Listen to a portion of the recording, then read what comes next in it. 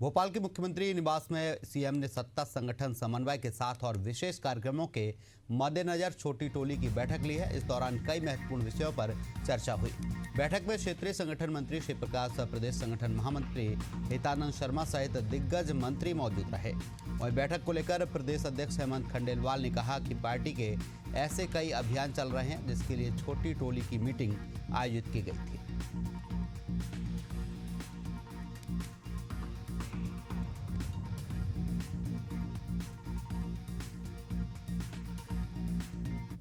टोली की CM house में बैठक थी।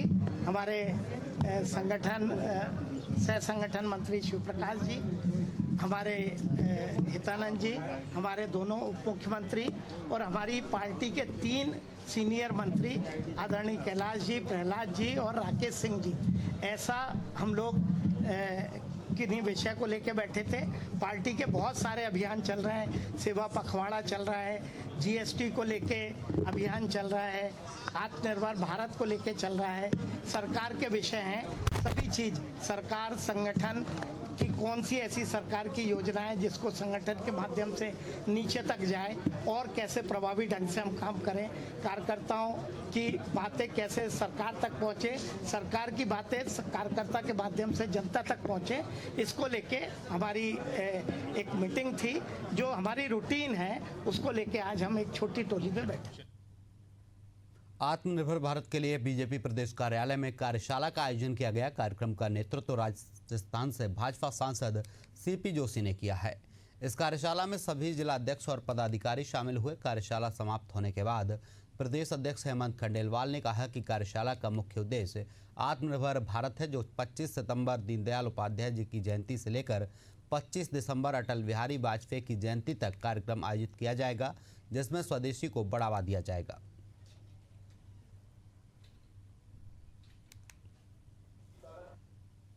आत्मनिर्भर भारत को लेके हमारी कार्यशाला थी।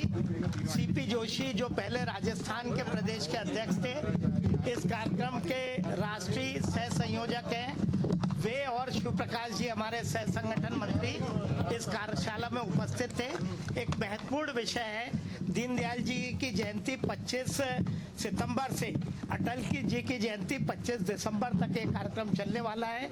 हमारे देश में बना उत्पाद, वो उत्पाद जो स्वाभिमान भी बढ़ाए, वो उत्पाद जिसमें भारतीय मजदूर का पसीना बहे, उसके लिए हम देश को प्रेरित करें। हर नागरिक अगर कोई सामान लेने जाए एक क्षण रुके और इस बात की चिंता करे कि वो उत्पाद क्या भारत में बना है, भारतीय मजदूर ने उसमें अपना पसीना बहाया है। धीरे धीरे भावना यदि पूरे देश में आएगी तो वो दिन दूर नहीं जब हमारा एक्सपोर्ट ज़्यादा होगा, इंपोर्ट कम होगा। एमपी के शासकीय अस्पतालों में चूहों के आतंक के मामले में पीसीसी चीफ जीतू पटवारी के आरोपों पर डिप्टी सीएम राजेंद्र शुक्ला का बयान सामने आया है। उनका कहना है कि स्वास्थ्य महकमा पूरी तरह अलर्ट है। लोगों को बेहतर स्वास्थ्य सुविधाएं उपलब्ध कराने की दिशा में लगातार सरकार काम कर रही है। स्वास्थ्य नारी सशक्त परिवार अभियान चल रहा है, इसमें भी विभाग तेजी से काम कर रहा है। वो नहीं बोलेंगे और यदि कहीं कोई कमी दिखेगी तो उसका मुद्दा बनाना ये उनका काम है। लेकिन स्वास्थ्य विभाग पूरी तरह से अलर्ट है और स्वास्थ्य के सूचकांकों में भी बहुत सुधार हो रहा है। हमारी मातृ मृत्यु दर जो 175 थी वो 137 हो गई है। शिशु मृत्यु दर भी घट के 42 से 37 हो गई है।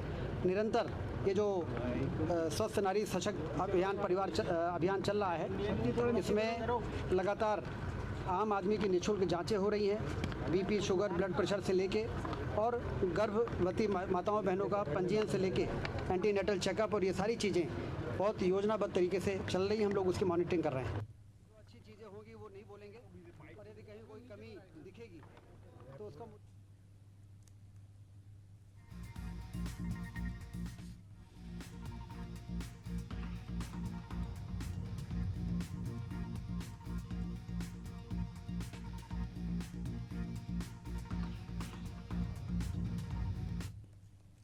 छत्तीसगढ़ कांग्रेस के प्रदेश अध्यक्ष दीपक बैज ने सरकार पर तीखा हमला बोला है। बैज का आरोप है कि महतारी वंदन योजना में 3 महीने से महिलाओं को राशि नहीं मिल रही है। 40% महिलाओं का पैसा रोका गया है और कई जिलों में हजारों नाम काटे जा रहे हैं। वहीं उन्होंने किसानों की दुर्दशा का जिक्र करते हुए कहा कि खाद की कालाबाजारी चरम पर है। 265 रुपए का यूरिया 1200 में और 1350 की डीएपी को 2000 में बेचा जा रहा है। सरकार दावा करती रही, लेकिन किसान दाने दाने यूरिया के लिए भटक रहा है। बैज ने किसान सम्मान निधि पर भी सवाल उठाया है। कहा कि प्रदेश में 35 लाख किसान हैं, लेकिन 20वीं किस्त में सिर्फ 25 लाख को ही भुगतान किया गया है। हजारों किसानों का नाम जानबूझकर काट दिया गया है। यही नहीं, कांग्रेस अध्यक्ष ने सरकार पर विपक्ष की आवाज दबाने का भी आरोप लगाया है। टापोटाप जिन महिलाओं को पिछले 14 महीने से बेहतारी बंधन का लाभ मिल रहा था, उनको भी अभी अपात्र घोषित किया है। और खासकर बस्तर जैसे जिला के 4 जिलों को लगभग 4000 से अधिक वहां की माता बहनों को मेहतारी बंधन जिनको मिल रहा था, उसको इस सरकार ने काटने का काम किया है।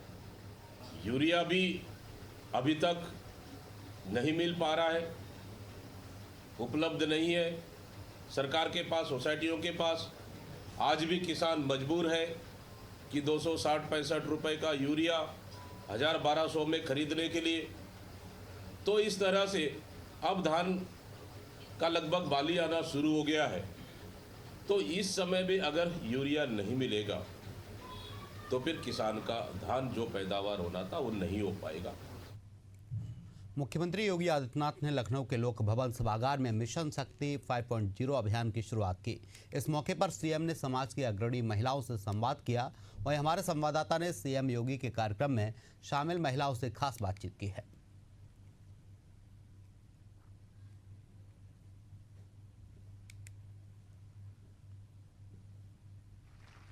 मुख्यमंत्री योगी आदित्यनाथ ने मिशन शक्ति 5.0 अभियान की शुरुआत की है। इसके साथ ही महिलाओं में जागरूकता, महिलाओं को उनके अधिकारों के प्रति जागरूक करने और बेटियों को आगे बढ़ाने का जो मुख्यमंत्री योगी आदित्यनाथ का संकल्प है, उसे पूरा करने में समाज का अलग अलग वर्ग सरकार का सहयोग करेगा। अलग अलग वर्ग से सीएम योगी ने संवाद भी किया है। हमारे साथ कुछ महिलाएं हैं जो सामाजिक संस्था से जुड़ी हुई हैं, शिक्षा से जुड़ी हुई हैं और उद्यमी भी हैं, और इन सबको जिम्मेदारी दी गई है कि किस तरह से बेटियों को स्वावलंबी बनाया जाए, उनको उनके अधिकारों के प्रति जागरूक किया जाए और जो मिशन शक्ति 5.0 का मिशन है उसे सफल बनाया जाए। हमारे साथ पायनियर मॉन्टेसरी स्कूल की प्रिंसिपल हैं, हम इनसे बातचीत करते हैं। कैसा रहा सीएम से संवाद और ये जो मिशन शक्ति 5.0 का अभियान है, किस तरह से आप लोग जागरूकता लाएंगी, महिलाओं को, बेटियों को उनके अधिकारों के बारे में बताएंगी? ये बहुत सशक्त था और योगी जी का बहुत ही हमारे मानने का जो संवाद था बहुत ही अच्छा था और हम लोग इससे बहुत इम्प्रूव हैं। स्कूलों में हम लोग बच्चों को बहुत इसका सहयोग भी मिल रहा है। लड़कियां संबल बन रही हैं और हर क्षेत्र में आगे निकल रही हैं। बच्चियों को और हम लोग को भी बहुत बल है मिल रहा है समाज में निकलने का, आगे बढ़ने का, और अब इस मिशन में और भी कई सारे शिक्षाओं से जुड़ने का इसका बहुत लाभ मिल रहा है हमारे समाज को। वुमेन एम्पावरमेंट की बात होती है तो जो सबसे बड़ी बात होती है कि सुरक्षा की। आप शिक्षण संस्थान चलाती हैं, कई बार देखा गया कि मंचलों के खिलाफ अभियान चलाया गया। जो सिक्योरिटी की बात होती है बेटियों में, कितना सिक्योर है वर्तमान यूपी? नहीं, ये पिंक बूथ वगैरह इसकी बहुत ही वो हैं और बहुत सिक्योर है। नहीं तो कॉलेज और स्कूल के बाहर जो रोमियो ये स्कॉट चला है, इसका बहुत फ़ायदा मिला है। अदरवाइज़ इंटर कॉलेजेस के सामने, डिग्री कॉलेजेस के सामने हम लोग समस्याएं फील कर बहुत वो करते थे कि महसूस करते थे और बाहर निकलने में भी दिक्कत होती थी बच्चे। अब कैसा माहौल है? अब काफ़ी सुरक्षित है। अब लड़कियाँ बिल्कुल नहीं डर रही, आराम से निकल रही है। 5वां अभियान है मिशन शक्ति का। बीते 4 अभियानों में जो भी मैंने बातचीत की उस हिसाब से और जो सरकार के आंकड़े हैं, अगर उसका जिक्र किया जाए तो बीते 4 अभियानों से महिलाएं सशक्त हुई हैं। सुरक्षा का जो भाव है समाज में वो बढ़ा है। यूपी पुलिस में भी महिलाओं की भागीदारी बढ़ी है और मुख्यमंत्री योगी आदित्यनाथ ने कहा है कि जो मिशन शक्ति का 5वां अध्याय है यानी 5.0 जो अभियान है, ये कहीं ना कहीं महिलाओं को और स्वावलंबी बनाएगा और उन्हें हर क्षेत्र में अग्रणी भूमिका में आगे लाएगा। सहयोगी शिवांशु के साथ अभिषेक शर्मा, लखनऊ। कोंडागांव में स्वच्छता ही सेवा और एक दिन एक साथ एक घंटा के तहत सीआरपीएफ के कोंडागांव के जिला अस्पताल और उसके आसपास के इलाके में एक विशेष स्वच्छता अभियान चलाया। यह अभियान भारत सरकार के स्वच्छ भारत अभियान के हिस्से के रूप में आयोजित किए जा रहे हैं। स्वच्छता पखवाड़े का हिस्सा था जो 17 सितंबर से शुरू हुआ था और 2 अक्टूबर तक चलेगा। इस दौरान कमांडेंट चौधरी ने कहा कि यह सरकार के मानकों को पूरा करने का एक महत्वपूर्ण प्रयास है।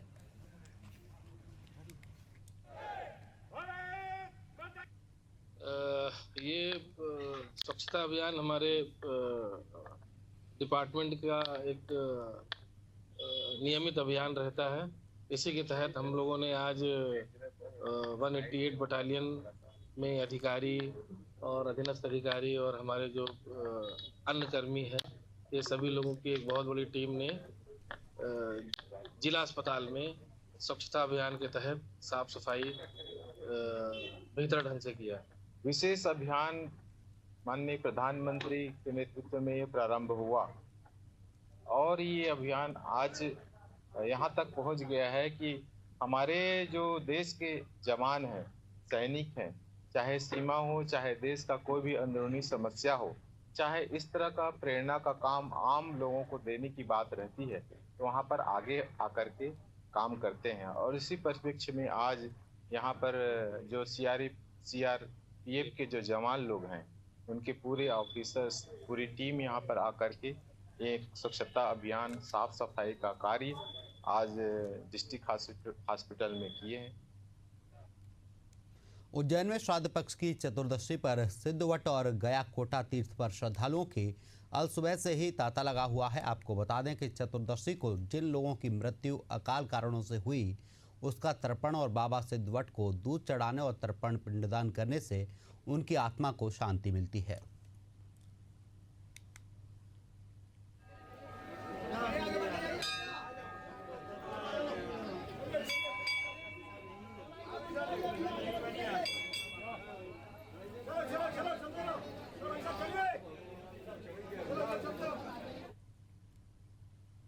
एमपी के इटारसी से 40 किलोमीटर दूर आदिवासी ब्लॉक कैसला से एक दिल दहला देने वाला मामला सामने आया है, जहां एकलव्य आवासीय विद्यालय के हॉस्टल में सीनियर छात्रों ने मिलकर 9वीं कक्षा के छात्र की बेरहमी से पिटाई की।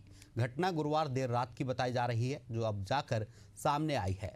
आरोप है कि 200 रुपये चोरी के शक में 11वीं और 12वीं कक्षा के 4 छात्रों ने जूनियर छात्र को बेल्ट और पाइप से मारा। पीड़ित की पीठ पर चोट के निशान मिले हैं। हालांकि मामले की सूचना मिलने पर कैसला पुलिस ने चारों छात्रों के खिलाफ केस दर्ज कर लिया है। वहाँ पे भैया लोग मेरे को लेके गए रूम, उठा के उसके रूम पे और बोले कि पैसे चोरी करे कि नहीं। मैंने बोला नहीं, तो मारने लगे मेरे को और मैं बेहोश हो गया।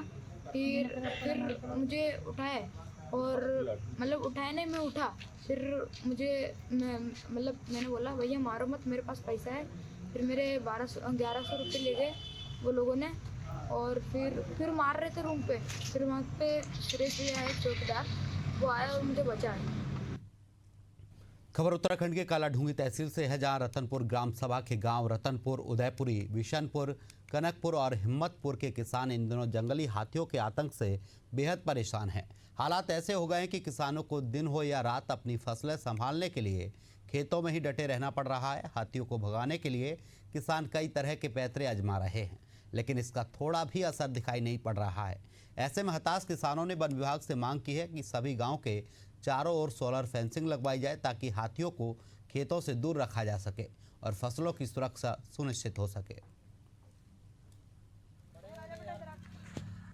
सारा एरिया अपना यहाँ। कैमूर जिले के भभुआ शहर में बिजली विभाग की लापरवाही और कॉन्ट्रैक्टर की मनमानी से यातायात व्यवस्था बिगड़ गई है। उप विकास आयुक्त के आवास के पास सड़क के एक हिस्से को बिना परमिशन के ब्लॉक कर दिया गया है, जिससे स्कूली वाहन, एम्बुलेंस और आम राहगीर घंटों तक परेशानियों का सामना कर रहे हैं। जिसकी सूचना मिलते ही ट्रैफिक पुलिस ने हस्तक्षेप कर काम रुकवाया और यातायात बहाल कराया है।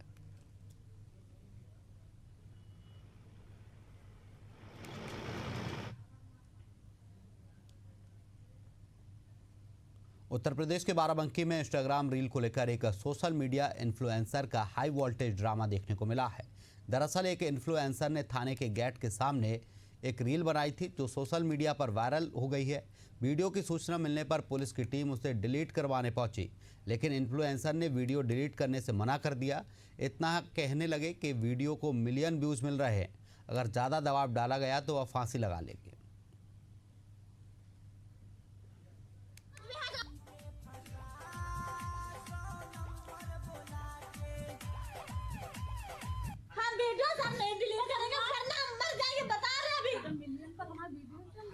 वीडियो हमारा मिलियन पे चला सर, हम नहीं डिलीट करेंगे। मेरा नाम रूही है, रूही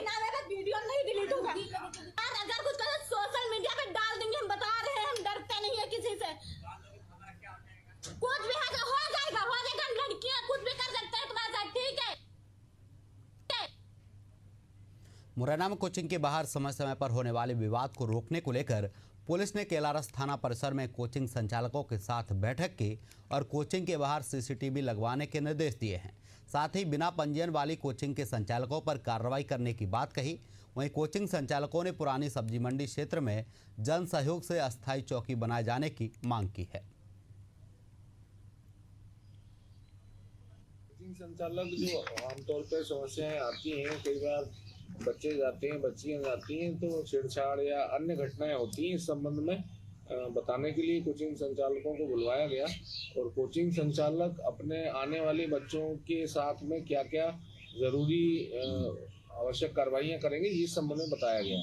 कोचिंग संचालक के पास में कोई बच्चा आ रहा है तो उसका आईडी कार्ड होगा, अन्य इसके अलावा अन्य जानकारियां उनको दी गई हैं। यूपी के कानपुर में पुलिस और दुष्कर्म के आरोपी के बीच मुठभेड़ हुई और पुलिस की जवाबी फायरिंग में एक आरोपी घायल हो गया है, जिसे इलाज के लिए अस्पताल में भर्ती कराया गया है। वहीं पुलिस ने आरोपी के पास से तमंचा और कारतूस बरामद किया है।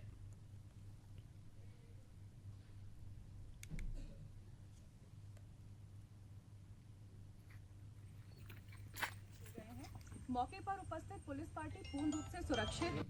थाना मंगलपुर पुलिस द्वारा एक नाबालिग बालिका के साथ दुष्कर्म के आरोपी युवक को पुलिस मुठभेड़ में गिरफ्तार किया गया है।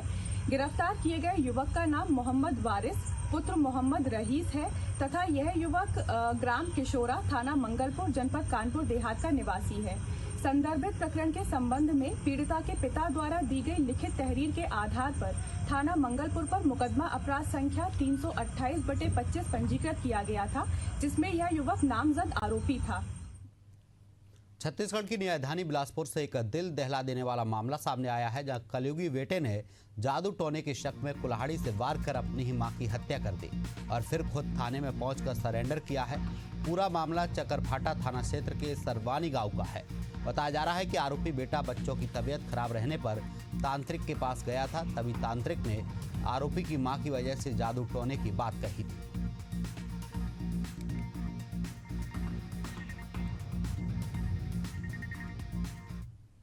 ये जो आरोपी हैं विष्णु के अगरते, इसके बच्चों की तबीयत विगत कुछ दिनों से खराब थी, जिस पर उसने अपनी मां को वजह बताया है कि उसकी मां के कारण उसके बच्चों की तबीयत खराब हुई है और इसलिए उसने गुस्से में अपनी मां पर वार किया।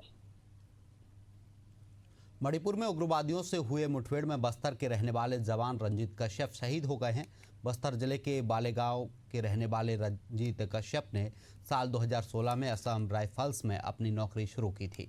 कुछ ही दिनों पहले रंजीत कश्यप अपनी छुट्टियों में गांव बालेगा आए थे और परिवार के साथ समय बिताया था। रंजीत अपने परिवार का इकलौता बेटा था। रंजीत की मौत से न केवल उसके बूढ़े माता पिता का सहारा खत्म हो गया, बल्कि उसके 3 बच्चियों के सिर से पिता का साया भी उठ गया है। मामले की सूचना मिलने के बाद से गांव में मातम का माहौल है।